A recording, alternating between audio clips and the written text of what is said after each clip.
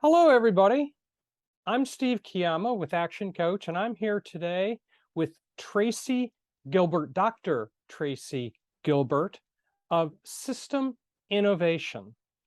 Their primary business is providing engineering services to agents in the Department of Defense. Did I get that correctly? You did. Awesome, awesome, awesome. So let's start off just with a question. What's been working best in your business recently?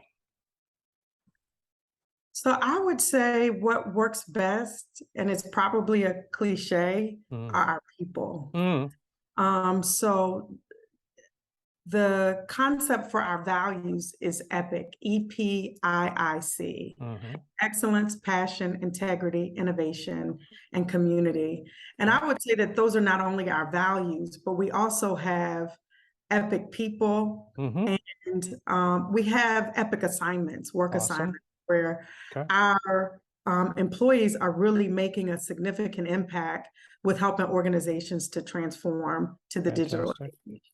Fantastic. Do you treat that as kind of a culture statement? I do. I Mhm. do. Mhm. I do. It's the kind of people that we go after. It's the kind of work that we go after. And it's just a culture of excellence, of passion, of, like I said, having that sense of community where we not Mhm. only bring a passion to helping our customers solve really tough problems, Mhm. but we bring that same fervor to our teammates along with our community as well. Fantastic. Fantastic. This is kind of off the track of where I was going to go, but do you find Okay. that that kind of a culture expectation helps pull people together and hold each other focused to a particular way of doing things? Quite honestly, I think it's an innate characteristic Mhm. of the people that we have working for us. Mhm. Mhm. And because of that innate characteristic, I think it does help Mhm. to bring people together, for people to work in a more collaborative environment. Mhm. So tell me your question again, and I can Well, read. I want to pick up on Epic. Do you find that that way of expressing and holding people to a culture, a statement, if you will, like that, keeps them focused on how they interact, how they collaborate, and what they expect from each other? Absolutely, absolutely. And I think I think that the employees have an innate drive towards excellence, have an innate drive towards a passion that they have for our customers, but also within our communities as well. Awesome. But I Awesome. think that the values that we all espouse absolutely bring us together in a more collaborative fashion Good. versus a competitive environment. Awesome. Awesome. Cool. That's wonderful. I'm going to change direction a little bit, but maybe not. You might tell me differently. What's your biggest learning since you've been a business owner? Oh, so I probably have a lot of learning experiences, and I like to call them learning experiences, and they actually happen more frequently than Mhm. not. Mhm. But and it's probably not the answer you're expecting, but I think my journey as a business owner has been more so a journey of me becoming my best self. Very good. Okay. So there are a lot of ups and downs. There's a lot to learn in terms of being a business owner. Mhm. And I really worked on for a year, and I'm continuing to work on this an entire journey. But I've really worked on not living in a space of frustration. Ah, good. And that is my biggest lesson. I mean, living in a space of joy, happiness, Mhm. focusing on the positive, and learning from those, I'm going to call them learning experiences, which Yeah. happen quite frequently, Yeah. has been the biggest lesson or learning that I'm still doing, quite honestly.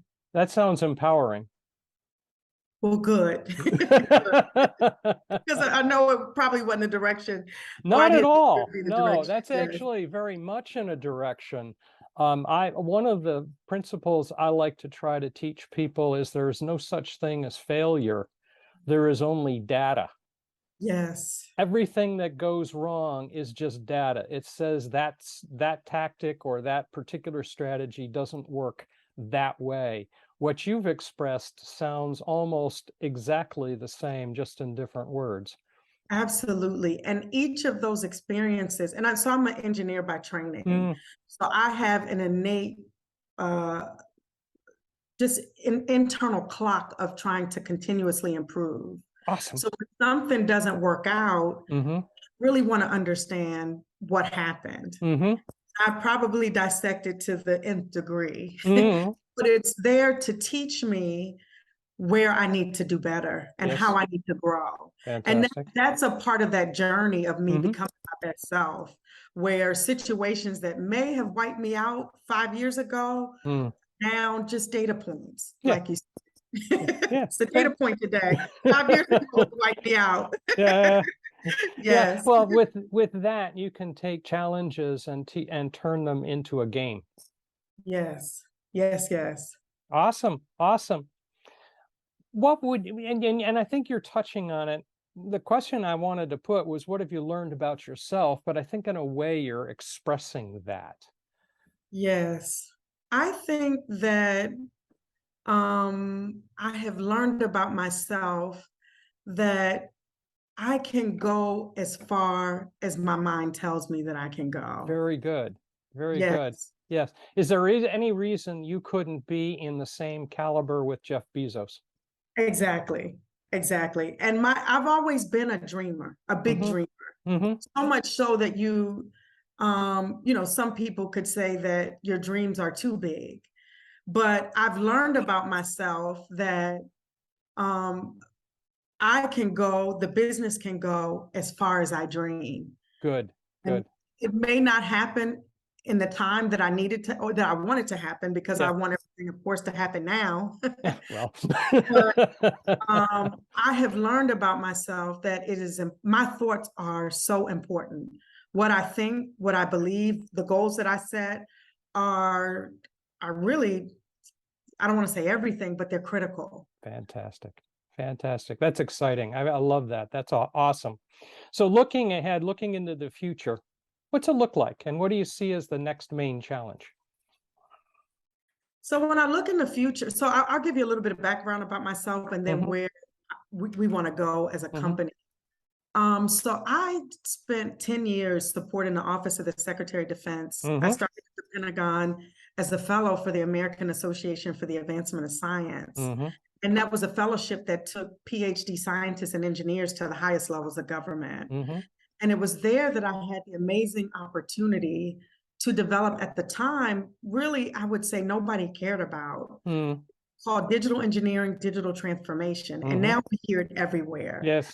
But I had the amazing opportunity to develop the initial concept and to be the contractor lead, Mm-hmm. to lead the strategy, to write the strategy with an amazing team, Mm-hmm. and to lead the implementation across the military services, industry, and academia. Good. And during that time, I transitioned from a fellow to working for a company to then starting my own business as a solo entrepreneur. Yeah. I helped a number of customers from and not for myself, but in my role Mm-hmm. in the Department of Defense, working with large prime contractors, working with vendors, working with just a range of customers in the academic setting, government, to help them with their digital transformation. And last year, I decided that I wanted to stop working in the business and working as a solo entrepreneur, and really work on growing and expanding the business Mm-hmm. within digital transformation. So to answer your question, where do we want to go next? We want to expand and help organizations with their pain points to implement digital engineering. Okay. Awesome. And we're also working in the very beginning stages of commercializing an AI technology from DARPA. Mm-hmm. So I would say over the grander vision in the short term is to continue helping a larger range of customers with their digital transformation initiatives, working to develop products to help our customers with digital transformation. And then there's a third piece that I'm very passionate about, and that's really helping this next generation. Mm-hmm. So it's another idea, Mm-hmm. another dream that I Mm-hmm. said before. Awesome. But really, I've visited some innovation centers across Mm-hmm. the country, and in our area, in the DMV area, really building that innovation ecosystem between Mm-hmm. government, industry, and academia, and Mm-hmm. building that pipeline. Mm-hmm. Of course, that pipeline starts in elementary school, but I'd want to really start at the community college level and historically Black colleges and universities Mm-hmm. and universities, and building those digital skill sets in that arena Mm-hmm. to help young people gain digital skills, Mm-hmm. as early as community college, and being able to come out and have lucrative jobs very early on, and very relevant skills. Fantastic. It's those three components that I see as a short-term vision for where we're going. Fantastic. I love it. I love people who have a dream. That's fantastic and are willing to stand up and do it, Yes, because that's a big piece of it right there. that's all it is. Yeah, it's not just the dream. It's a two-part You gotta process. execute. You've got to Yes. You execute. got to That's stand right. up and go for it. Yeah, that's right. And Yeah. that kind of leads me to, what advice would you give to anyone who is thinking of going into business? You know what? I always give the same advice that I give to people that are thinking about a PhD, that are thinking about a business. If that seed has been planted in you, that means it's meant for you to do. So Mm-hmm. my recommendation is always to go for it. Mm-hmm. Go for it. That's Good. number Good. one. And then my second piece of advice is I never negate the importance of planning. So the first thing you do in your planning process, and the How Catechism is something that I oftentimes use to really scope and define what it is you want to do. So Mm-hmm. that's always my piece of advice. Number one, go do it. Mm-hmm. Number two, probably the hardest step is to scope and define what it is that you want to do. Yeah, And it's really it hard to is. do that step if you don't have your feet in there, because you don't know what to define and what to plan. Right. And I think you start with um you start with what you're passionate about, where you can make money, and where there's a need. Mm-hmm. So there's a concept called ikigai that really meshes all of those together. And Mm-hmm. finding that sweet spot is not only what you should be doing and what you should be doing in life, but what you should be pursuing in your business. Mm-hmm. And I always say, you know, the money comes. So it's Mm-hmm. not the money that's motivating you, but it's really trying to find that sweet spot of what are you really here to give to the world. Good, good, good. Oh, that's awesome. Awesome. Let's kind of do the flip side of that same question. If you started your business over again, what would you do differently? So again, I was a solo entrepreneur for a number of years. Mm-hmm. And people always told me that that was the wrong approach. Mm-hmm. And it was the right thing for me because Mm-hmm. that was my journey. But if I had it to do all over again, or if I were given advice to other people, Mm-hmm. I would say to not start as a solo entrepreneur for too long, Mm. for too long. Yep. Good. And I would get right into building my infrastructure. Okay. Because a lot of times when you're thinking about the business, you're scoping the business. Mm-hmm. There is so much more to business than the thing that you're doing. Mm-hmm. So there's HR, there's payroll, there's legal, there's finance, there's your CPA, there's bookkeeping, and the list goes on and on and on for all of the back office infrastructure that you need to actually run a business. You can't actually do a product if you don't have all of those stuff working for you, can you? Right, but it's a chicken and an egg. It's the chicken and egg problem because you can't afford all of those things. Right. So initially, I was everything. I Yes. did all of those things. Yeah. And one of the things that I'm really proud of, but it isn't an accomplishment that you list on the resume, but is that we've built our infrastructure and have the most amazing people operating in that space so that now I am able to operate as a business owner and do the things that I'm best at. Very Do- good. Very good. Oh, that's awesome. What is most inspiring to you today? What is most inspiring to me today? So I would say I gain inspiration from so many things, Mm-hmm. but I would just say I am inspired by, of course, others in business that Mm-hmm. where I want to be. Mm-hmm. I'm inspired by my family, Mm-hmm. the love that they give and the support that they provide for me. Mm-hmm. And I'm inspired. I take inspiration from the smallest things. Mm-hmm.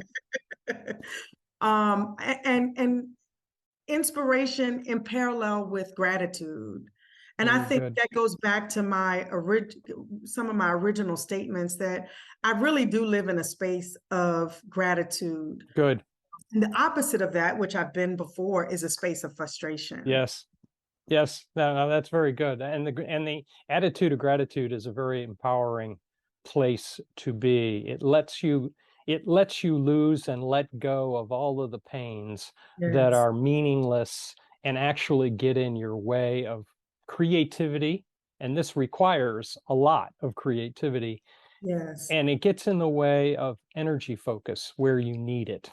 It yes, it bleeds it off into other places. yes, yes, yes. Awesome. That's fantastic. All right, last question. Two last questions, actually.